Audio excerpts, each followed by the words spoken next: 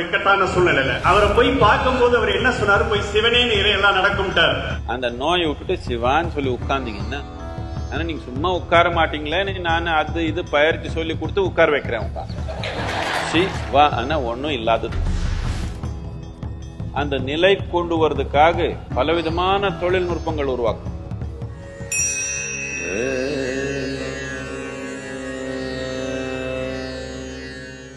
நமஸ்காரம் குருஜி. ஒரு 40 ஆண்டுகளுக்கு முன்பாக நான் சுருளி என்ற இடத்துல ஒரு சித்தர் இருக்காருன்னு சொல்லி போய் பார்த்தேன். ஒரு இக்கட்டான சூழ்நிலையில அவரை போய் பார்க்கும்போது அவர் என்ன சொன்னாரு, போய் சிவனே நீரே எல்லாம் நடக்கும்ட்டார். யாருமே எனக்கு அந்த சிவனே நீர்னு சொல்றதுக்கு பதில் சொல்லல. சத்குருஜிகிட்ட நான் அந்த பதில் ஏதாவது இருந்தா எனக்கு சொல்லணும், தாழ்மையோடு கேட்டுக்கொள்கிறேன். சிவனே நீரேன்னு சொல்லிட்டாங்க.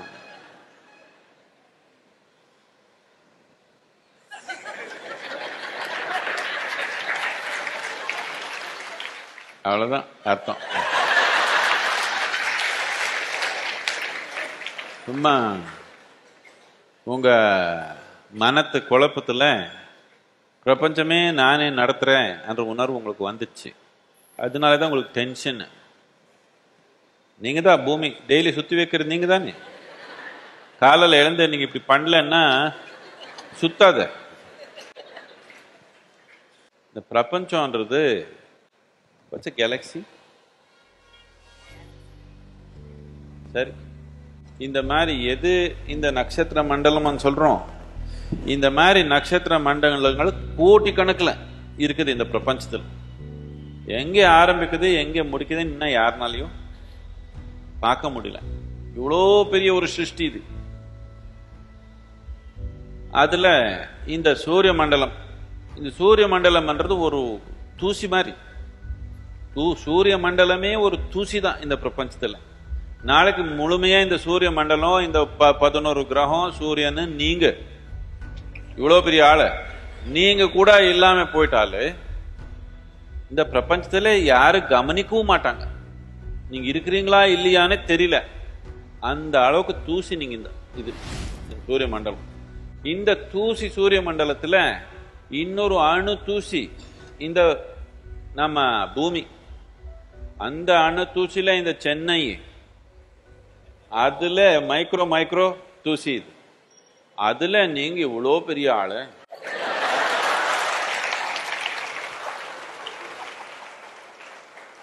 அதனால உங்க பார்த்தா சும்மா சிவனேன்னு உட்காருங்க.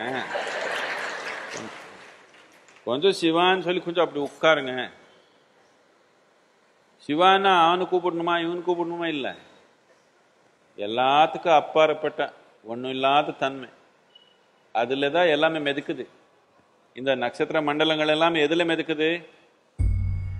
ஒன்றும் இல்லாத இந்த எல்லாத்துக்கும் அப்பாற்பட்ட தன்மை அதுல தானே மெதுக்குது. அதனால கொஞ்சம் சிவான்னு சொல்லி கொஞ்சம் அப்படி உட்காருப்பான். நானு பைத்தியத்துல இருக்கிறீங்க.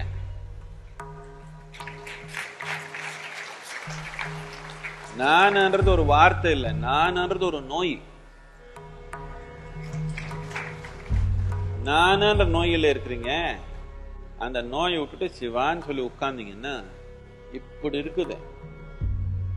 நமக்கு அளவு தெரியாத அளவுக்கு என்ன விஞ்ஞானம் வளர்த்தாலும் சரி, அது புரிஞ்சுக்க முடியாதுன்னு விஞ்ஞானிய சொல்லிட்டான்.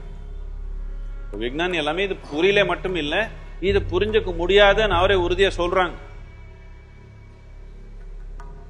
இவ்வளோ பெரிய பிரபஞ்சம் தானா ஒன்னும் இல்லாத தன்மையிலிருந்து அப்படியே பிறக்குது, அப்படியே இல்லாம போய்க்குது. இதுல நீங்க தூசியும் கிடையாது, நீங்க ஒரு அணுவும் கூட கிடையாது. நீங்க இதுல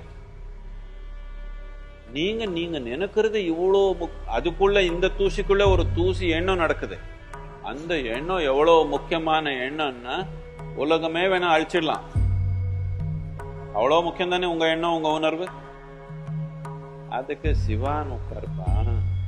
என்னத்துக்குன்னா அடிப்படை இந்த பிரபஞ்சத்துல உங்களுடைய நிலை என்ன, உங்களுடைய தகுதி என்னன்னு புரிஞ்சுக்காம நான் கொதிக்கிறீங்களே.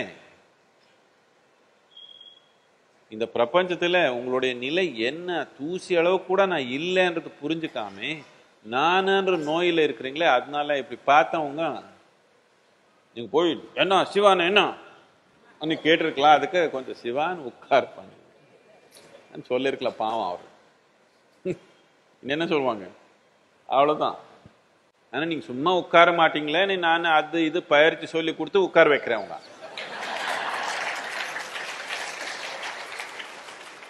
இப்ப நான் சும்மா இப்படி உட்கார்ந்துட்டா நீங்க சும்மா இப்படி உட்கார்ந்துடுவீங்களா? உங்களுக்கு ஏதோ கதை சொல்லி இருக்கிறதுனால நீங்க உட்கார்ந்துக்கிறீங்க.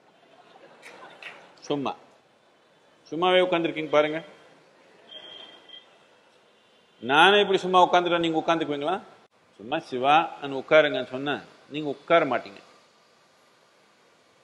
அப்படி இப்படி பலவிதமான பயிற்சி சொல்லி கொடுத்தா கொஞ்சம் இப்படி உட்கார்ந்தா, கொஞ்சம் ஒன்றும் இல்லாம உட்கார்ந்தா நீங்க வாயில சிவான்னு சொல்ல தேவையில்லை.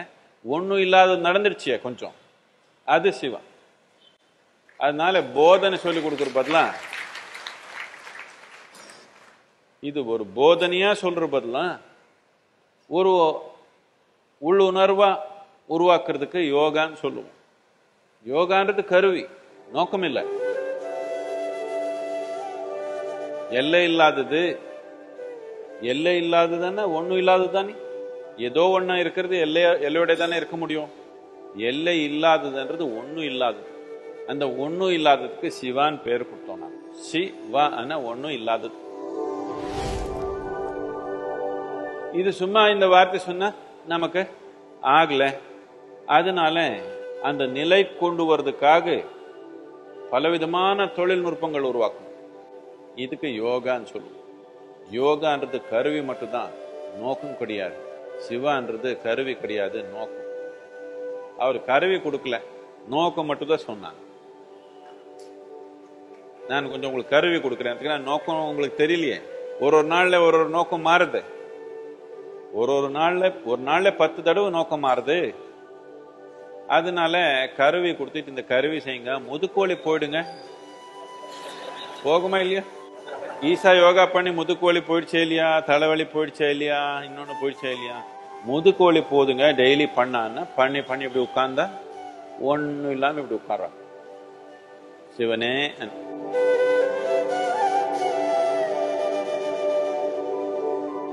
புரிஞ்சுச்சு அவருக்கு? அடுத்த சுவாமி யாரு?